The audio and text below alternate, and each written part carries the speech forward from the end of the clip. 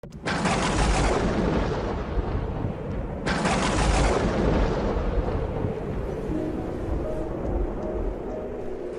ce temps-là, il arriva que Jésus, passant à travers villes et villages, proclamait et annonçait la bonne nouvelle du règne de Dieu. Les 12 l'accompagnaient, ainsi que des femmes qui avaient été guéries de maladies et d'esprits mauvais. Marie, appelée Madeleine, de laquelle étaient sortis 7 démons. Jeanne, femme de Cusa, intendant d'Hérode.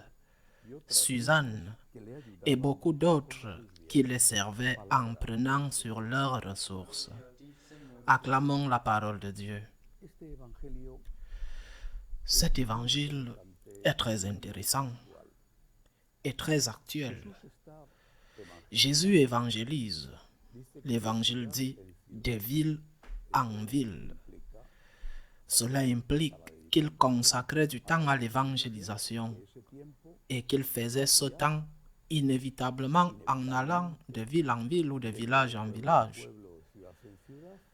Donc, en devant dormir, manger, vivre dans les différents endroits où il passait. C'était une mission itinérante. Il pouvait être seul. Il pouvait être avec un ou deux. Il pouvait être avec les 12. Il était leur maître. Et bien que dans ce cas, il ne semble pas que les 12 prêchaient déjà. Plus tard, il les envoyait 2 par 2. Il regardait, écoutait, apprenait. C'était une catéchèse sans être assis dans une salle de classe, mais plutôt toujours en compagnie et à l'écoute de Jésus.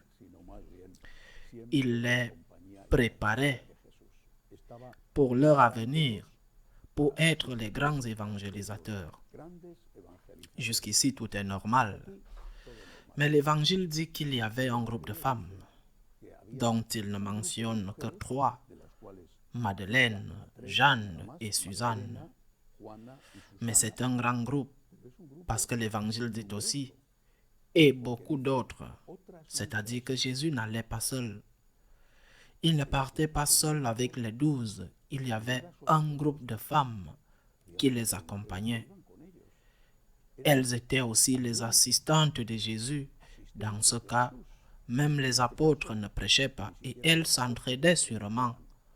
En plus d'écouter et d'apprendre, elles les aidaient sûrement avec les choses quotidiennes dont ils avaient besoin, parce qu'elles devaient laver les habits, préparer la nourriture. Un groupe d'hommes et de femmes qui vivaient chastement sans avoir de relations sexuelles entre eux, sinon cela aurait été un scandale absolu. Si marcher avec elles était déjà surprenant, toute autre chose aurait été impossible, et impossible dans cet Israël. Mais l'évangile dit aussi autre chose. Non seulement ces femmes, beaucoup l'aidaient en l'accompagnant, je répète, en faisant certains travaux qui ne devaient pas être des travaux propres ou exclusifs aux femmes, mais qui, à cette époque, étaient habituellement faits par des femmes. Mais l'évangile dit aussi qu'elles l'aidaient avec leurs ressources, leurs biens. C'est-à-dire que ce sont elles qui fournissaient l'argent. L'évangile aurait pu dire que les apôtres l'aidaient avec leurs biens qu'ils avaient après avoir vendu ce qu'ils avaient dans leur vie normale avant Jésus. Je ne dis pas que Saint Matthieu, par exemple, qui avait été collecteur d'impôts et était riche, et d'autres n'avaient pas d'argent. Il a peut-être dû en laisser au moins en partie pour sa famille, mais ce sont les femmes qui l'aidaient avec leurs biens. Je pense que ça a toujours été comme ça. Je ne veux pas dire que les hommes n'aident pas avec leurs biens. Mais les femmes sont généralement beaucoup plus généreuses. Je le dis en tant que prêtre, dans les paroisses, dans les mouvements eux-mêmes, parmi nous, franciscains de Marie, il y a des hommes qui sont généreux. Grâce à eux, nous pouvons aller de l'avant, mais la plupart des dons qui ne sont pas nombreux. Ces dons, la plupart viennent des femmes. Quelqu'un dira, eh bien, les femmes n'ont pas un grand capital, elles n'ont pas beaucoup d'argent disponible. Ceux qui s'occupent de l'argent sont les maris, c'est vrai, c'est vrai. Dans beaucoup d'endroits, dans d'autres, ce n'est plus ainsi. Bon, mais quand même, ce sont les femmes qui ont une plus grande sensibilité pour collaborer économiquement aux choses de Dieu, de l'Église, des prêtres, de la mission. Et c'est un don extraordinaire que nous, les prêtres, recevons. Et un don que les femmes ont, ce génie féminin dont parlait Saint Jean-Paul II, si lié à la vie dans tous ses aspects, non seulement à la naissance, mais aussi aux soins de la vie, aux soins quotidiens de la vie. Souvent, de moins en moins, mais quand même souvent, l'homme ne sait pas ce que coûte ce qu'il mange, parce qu'il le trouve sur la table. La femme, oui. La femme sait plus que l'homme, comme c'est difficile, qui est dans beaucoup de temps d'arriver à la fin du mois.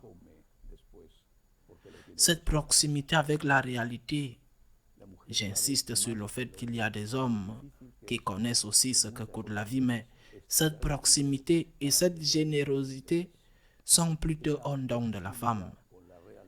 C'est un exemple, et un exemple pour tous, avant tout pour les femmes. Aidez-vous Jésus avec vos biens, pas avec de grandes quantités, ou peut-être oui. En une autre occasion, le Seigneur a donné une femme comme exemple de générosité. Une veuve qui avait donné une très petite quantité au temple, l'aumône de la veuve, mais qui avait donné, dit Jésus, tout ce qu'elle avait. Aidez-vous le Seigneur. Aidez-vous les prêtres. Aidez-vous les franciscains de Marie à notre séminaire, nos missions. Ces femmes aidaient.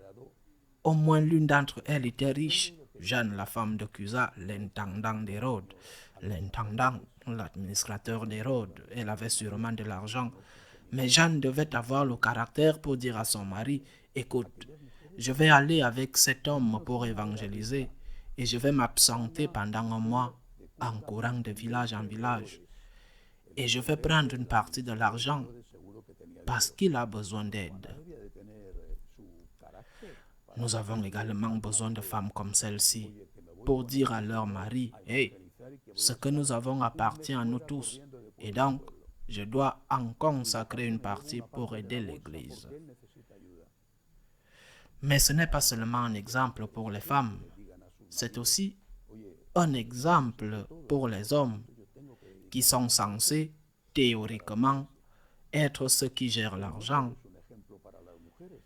Y a-t-il de la générosité? Jésus évangélisait et les apôtres qui avaient tous été des ouvriers, certains simples ouvriers, d'autres avec un travail plus compliqué, plus sélectif. Les ouvriers, les apôtres avaient quitté leur travail pour servir le Seigneur. De quoi vivaient-ils?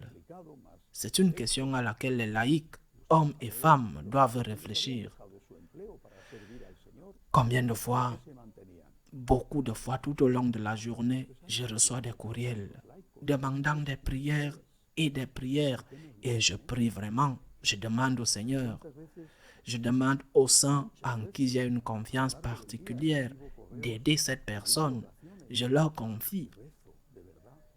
Pas peu de fois on m'écrit en parlant de comment ce qu'ils m'ont demandé a été résolu. Mais très peu de fois, nous recevons de l'aide.